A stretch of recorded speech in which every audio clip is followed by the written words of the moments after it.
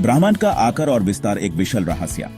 नमस्ते दोस्तों, मैं हूं शिवांश तिवारी और आज हम बात करेंगे एक ऐसे विषय पर जो हमेशा से मानव जातिता को आकर्षित करता रहा है, ब्रह्मांड। ये ब्रह्मांड जिसमें हम रहते हैं, जिसका हम एक छोटा सा हिस्सा हैं, कितना बड़ा है? क्या इसका कोई अंत है? यह सवाल हमारे मन में आते रहते हैं और इनके जवाब ढूंढने के लिए हमने सदियों से अंतरिक्ष का निरीक्षण किया है, खोज की है और अपनी समझ को बढ़ाने की कोशिश की है। आज मैं आपको ब्रह्मांड के आकार और विस्तार के बारे में कुछ ऐसी बातें बताऊंगा जिससे आपको इसकी अपरिम वस्तुता का एहसास होगा। जब हम ब्रह्मांड के आकार की बात करते हैं तो हम असल में एक ऐसे विस्तार की बात कर रहे हैं जो हमारे दिमाग को हिला कर रख देता है। इमेजिन कीजिए, एक ऐसा गुब्बारा जिसका कोई अंत ना हो, जिसका विस्तार हर पल बढ़ता ही जा रहा हो। वो गुब्बारा है हमारा ब्रह्मांड और उसमें बिखरे हुए हैं अरबों खरबों गैलेक्सीज, स्टार्स, प्लैनेट्स और भी कई ऐसे सेलेस्टियल ऑब्जेक्ट्स जिसके बारे में हम अभी तक जानते भी नहीं हैं।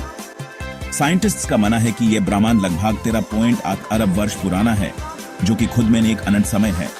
और इस समय में यह ब्रह्मांड अपने आप को एक्सपैंड करता रहा है, फैलता रहा है और अब इसकी विस्तार की दर इतनी ज्यादा है कि यूज हम लाइट ईयर्स में मेजर करते हैं। एक लाइट ईयर मतलब वो डिस्टेंस जो प्रकाश एक साल में ट्रैवल करता है और ये है लगभग 9.67 ट्रिलियन किलोमीटर्स। अब आप सोच रहे होंगे कि अगर ये ब्रह्मांड इतना बड़ा है तो इसका कोई सेंटर पॉइंट भी होगा, लेकिन यही तो बात है, इस ब्रह्मांड का कोई सेंटर पॉइंट नहीं है। ये हर तरफ से एक्सपैंड हो रहा है, हर डायरेक्शन में, हर मोमेंट। तो जब आप अगली बार रात को आसमान में तारे देख रहे होंगे तो याद रखिएगा कि आप एक ऐसे अनंत ब्रह्मांड का हिस्सा हैं जिसका कोई अंत नहीं है। तो ये ब्रह्मांड किस चीज से बना है? ये एक ऐसा सवाल है जो साइंटिस्ट्स को सदियों से उलझाए हुए है। हम जानते हैं कि ब्रह्मांड में कई तरह के तत्व पाए जाते हैं जिनका कॉम्बिनेशन और इंटरैक्शन ही इसकी रचना करता है। इनमें से कुछ तत्व हैं हाइड्रोजन और हीलियम, जो कि ब्रह्मांड के सबसे कॉमन एलिमेंट्स हैं। ये स्टार्स के फॉर्मेशन में इंपॉर्टेंट रोल निभाते हैं। इनके अलावा और भी कई तरह के एलिमेंट्स हैं जैसे कार्बन, ऑक्सीजन, नाइट्रोजन, जो कि लाइफ के लिए जरूरी हैं। ये एलिमेंट स्टार्स के अंदर न्यूक्लियर फ्यूजन के प्रोसेस से बनते हैं और जब स्टार्स अपनी लाइफ साइकिल पूरा कर लेते हैं तो ये एलिमेंट्स सुपरनोवा एक्सप्लोजन्स के थ्रू ब्रह्मांड में फैल जाते हैं। ऐसे ही ये एलिमेंट्स प्लैनेट्स, एस्टेरॉइड्स और भी कई सेलेस्टियल ऑब्जेक्ट्स का हिस्सा बनते हैं। ब्रह्मांड में डार्क मैटर और डार्क एनर्जी का भी बहुत बड़ा रोल है। डार्क मैटर एक ऐसी मिस्टीरियस सब्सटेंस है जिसके बारे में हम बहुत कम जानते हैं, लेकिन साइंटिस्ट्स का मानना है कि यह गैलेक्सीज को बिंड करने में मदद करता है। डार्क एनर्जी एक ऐसी फोर्स है जो ब्रह्मांड के एक्सपेंशन को एक्सेलरेट कर रही है। अब बात करते हैं गैलेक्सीज की। ये गैलेक्सीज स्टार्स, गैस, डस्ट और डार्क मैटर के विशाल संग्रह हैं जो गुरुत्वाकर्षण बल द्वारा एक साथ बंधे होते हैं। ब्रह्मांड में अरबों गैलेक्सीज हैं, हर एक अपनी अलग शेप और साइज की। कुछ गैलेक्सीज स्पाइरल शेप्ड हैं, जैसे कि हमारी अपनी गैलेक्सी मिल्की वे। कुछ गैलेक्सीज एलिप्टिकल हैं और कुछ इरेगुलर शेप्स की हैं। हर गैलेक्सी में अरबों खरबों स्टार्स होते हैं और हर स्टार की अपनी कहानी होती है। कुछ स्टार्स छोटे और डिम होते हैं तो कुछ बहुत बड़े और ब्राइट। स्टार्स का जन्म गैस और डस्ट के क्लाउड्स में होता है और ये अपनी लाइफ का ज्यादातर हिस्सा हाइड्रोजन को हीलियम में कन्वर्ट करने में बिताते हैं, जिससे उन्हें एनर्जी मिलती है। जब स्टार्स अपनी लाइफ साइकिल का अंत पूरा कर लेते हैं तो उनका क्या होता है, ये उनके मास पर डिपेंड करता है। कुछ स्टार्स व्हाइट ड्वार्फ्स में कोलैप्स हो जाते हैं तो कुछ न्यूट्रॉन स्टार्स या ब्लैक होल्स में। गैलेक्सीज, ब्रह्मांड की ये विशाल संरचनाएं स्टार्स के जन्म और मृत्यु का निरंतर चक्र जारी रखती हैं। Chapter 4, stars. स्टार्स ये ब्रह्मांड के दीप्तिमान रत्न हैं। ये विशाल चमकते हुए प्लाज्मा के गोले हैं जो गुरुत्वाकर्षण द्वारा एक साथ बंधे होते हैं। हमारे सूर्य की तरह जो पृथ्वी पर जीवन का स्रोत है, कई तारे ब्रह्मांड में चमकते हैं। कुछ सूर्य से कहीं अधिक विशाल और चमकीले हैं, जबकि अन्य छोटे और मंद हैं। तारों का जीवन चक्र लाखों से लेकर अरबों वर्षों तक होता है। ये गैस और धूल के विशाल बादलों में जन्म लेते हैं जो गुरुत्वाकर्षण के कारण सिकुड़ते और गर्म होते हैं। जैसे जैसे तापमान बढ़ता है, हाइड्रोजन परमाणु आपस में जुड़कर हीलियम बनाते हैं, जिससे भारी मात्रा में ऊर्जा निकलती है। यही प्रक्रिया तारों को प्रकाशमान बनाती है। अपने जीवन के अंत में तारे नाटकीय परिवर्तनों से गुजरते हैं। छोटे तारे जैसे लाल बौने धीरे धीरे ठंडे हो जाते हैं और अंततः लुप्त हो जाते हैं। बड़े तारे सुपरनोवा विस्फोटों में फट जाते हैं, जिससे ब्रह्मांड में भारी तत्व बिखर जाते हैं। ये तत्व बाद में नए तारों, ग्रहों और यहाँ तक कि जीवन के निर्माण खंड बनते हैं। तारे ब्रह्मांड के इंजन हैं, जो ऊर्जा और तत्व प्रदान करते हैं, जो आकाश गंगाओं को आकार देते हैं और जीवन को संभव बनाते हैं। इन चमकते हुए पिंडों का अध्ययन करके हम ब्रह्मांड के विकास और उसमें हमारे अपने स्थान के बारे में अधिक जान सकते हैं।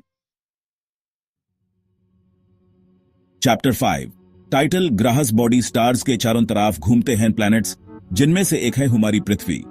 प्लैनेट्स स्टार्स के मुकाबले ठंडे और छोटे होते हैं और ये स्टार्स के गुरुत्वाकर्षण बल के कारण उनके चारों तरफ चक्कर लगाते हैं।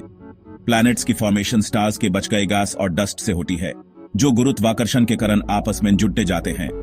प्लैनेट्स कई तरह के होते हैं, रॉकी प्लैनेट्स जैसे कि मर्क्यूरी, वीनस, अर्थ और मार्स, गैस जायंट्स जैसे कि जुपिटर और सटर्न, आइस जायंट्स जैसे कि यूरानस और नेपट्यून। हर प्लैनेट की अपनी यूनिक कैरेक्टरिस्टिक्स होती हैं, जैसे कि एटमॉस्फेयर, सरफेस टेम्परेचर और कंपोजिशन। प्लैनेट्स के अलावा स्टार्स के चारों तरफ एस्टेरॉइड्स और कॉमेट्स भी घूमते हैं।